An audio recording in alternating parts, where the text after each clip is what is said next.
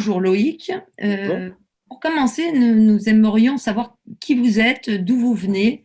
Voilà, si vous pouviez nous livrer quelques éléments de votre biographie.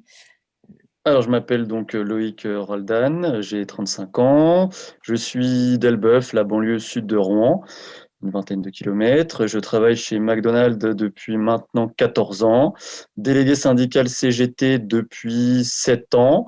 On a essayé de batailler pour avoir des conquis sociaux assez importants, qui fait d'ailleurs de nous le restaurant avec les meilleurs accords de France. De fil en aiguille, j'ai essayé d'aider les structures locales CGT qui eux aussi nous ont accompagnés dans toute notre démarche revendicative. Donc voilà, fil en aiguille, au niveau de l'union locale, de l'union départementale, puis la fédération. Et à ce titre, aujourd'hui, j'anime le département de la Seine-Maritime pour le secteur du commerce et le secteur du service depuis maintenant 2 ans. Très bien. Et qu'est-ce qui vous a amené à devenir défenseur syndical? Alors, défenseur syndical, déjà parce que pour nous, c'est extrêmement important, quand je dis nous, je parle de la CGT dans son ensemble, de pouvoir aider des salariés qui n'ont pas de possibilité de pouvoir se défendre individuellement ou qui n'ont aussi pas nécessairement les moyens de pouvoir se défendre via un avocat. La défense a toujours été dans l'ADN de notre famille et du coup, de fil en aiguille, grâce aux formations syndicales de notre organisation, j'ai pu acquérir les compétences pour défendre les salariés dans leurs problématiques professionnelles. Alors, un défenseur syndical, qu'est-ce que c'est? Quel est son rôle? Quelles sont ses missions? Un défenseur syndical, il a deux missions. La première, c'est de pouvoir donc défendre bénévolement un salarié dans une problématique professionnelle, mais aussi de toujours garder ce lien syndical et revendicatif pour essayer de régler une problématique individuelle et en même temps d'essayer de voir si on ne peut pas la régler de manière collective.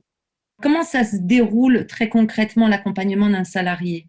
En général, les dossiers de défenseurs syndicaux sont traités dans une union locale via l'accueil syndical. Donc, on a des permanences juridiques, bénévoles, où les salariés exposent leurs différentes problématiques. Et nous, on essaye de voir si on peut porter ce sujet au tribunal. Déjà, il faut qu'on ait la garantie d'avoir les compétences de le faire, ce qui est en général le cas. Et ensuite, de voir si le dossier est gagnable ou pas gagnable. Et quand c'est le cas, on défend le sujet. Plus concrètement, comment se déroule la rencontre avec le salarié, l'étude du dossier et les différentes étapes en réalité de cette mission? Alors, le salarié appelle généralement l'union locale, on établit un rendez-vous. À travers un café, on l'accueille bénévolement, on le rassure sur ses problématiques, on essaye de lui mettre quelques idées, quelques pistes sur ce qu'il pourrait gagner au prud'homme si jamais il saisissait le tribunal. Et derrière, on construit avec lui, avec une équipe de bénévoles, un dossier béton pour le faire gagner au prud'homme. Vous défendez des salariés du particulier employeur et des ASMAT. En tout cas, j'ai entendu parler d'un dossier d'assistante maternelle. Euh, quels sont les principaux problèmes rencontrés par ces salariés et les particularités de ces métiers? En effet, on défend des dossiers du particulier employeur, des assistantes maternelles, déjà tout particulièrement parce que c'est malheureusement souvent un salariat très isolé, un salariat qui pour l'instant pas encore organisé et on espère bien pouvoir le faire de plus en plus fortement et un peu partout en France. Et aussi parce que comme ce sont un salariat particulier avec un employeur et un salarié, il y a souvent l'application du droit qui est inexistante. Il y a parfois des problématiques de méconnaissance aussi du droit de la part de l'employeur ou volontairement une volonté de ne pas respecter le droit. Et donc, on assiste souvent à des dossiers des assistantes maternelles parce qu'il y a justement une carence de connaissances sur ces dossiers-là de la part des salariés parce qu'ils ne sont pas organisés. Et ensuite, derrière, on peut dire qu'on a des employeurs qui profitent aussi de ces méconnaissances et de cet isolement des salariés pour pouvoir faire un peu ce qu'ils veulent. Alors, vous vous occupez du dossier spécifiquement, vous vous occupez du dossier d'une assistante maternelle en ce moment. De quoi s'agit-il?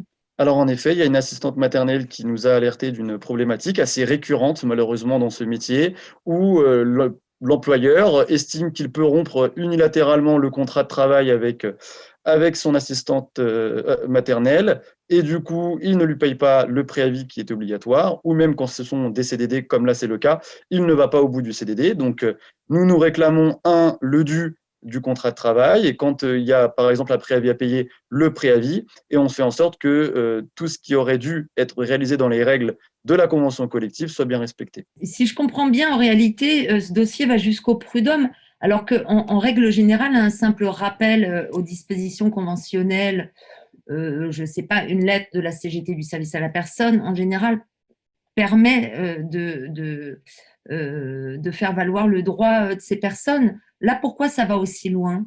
C'est une excellente question, mais qui malheureusement, encore une fois, est un petit peu symptomatique de la problématique des assistantes maternelles, où elles peuvent en effet venir voir notre organisation syndicale, la CGT, pour faire un courrier à l'employeur que nous envoyons en courrier recommandé avec le rappel de la législation et des obligations légales, mais l'employeur ne va pas chercher son recommandé, feint de ne rien recevoir, fait le mort, fait le sourd, et on arrive à cette situation où nous n'avons malheureusement, et je dis bien malheureusement, pas le choix que d'aller au tribunal pour justement réclamer le dû. Qu'est-ce que votre mission de défenseur syndical vous apporte personnellement? C'est toujours très intéressant de pouvoir regarder un peu les problématiques de personnes qui vont être professionnellement parlant dans une situation compliquée, dans une certaine impasse. Et on ne peut que s'épanouir de trouver des solutions, on ne peut que s'épanouir d'avoir redonné, on va dire, réparation à un préjudice d'une personne qui aura été complètement abusée en termes de droit. Quel regard portez-vous sur les élections professionnelles dans les TPE? En quoi est-il important de mobiliser pour un vote CGT? Les anciens nous ont appris qu'aller au tribunal, justement, comme là, en tant que défenseur syndical, c'est en quelque sorte avoir échoué quelque part. L'avantage, justement, des élections de TPE, c'est d'éviter d'aller justement dans un tribunal pour réparer un préjudice, parce que grâce à une organisation syndicale, grâce à la CGT, grâce à un vote massif envers justement nos militants qui veulent défendre les assistantes maternelles, les salariés en particulier employeurs, nous aurons de quoi justement éviter ces situations-là. Très bien. Merci Loïc. Mais de rien.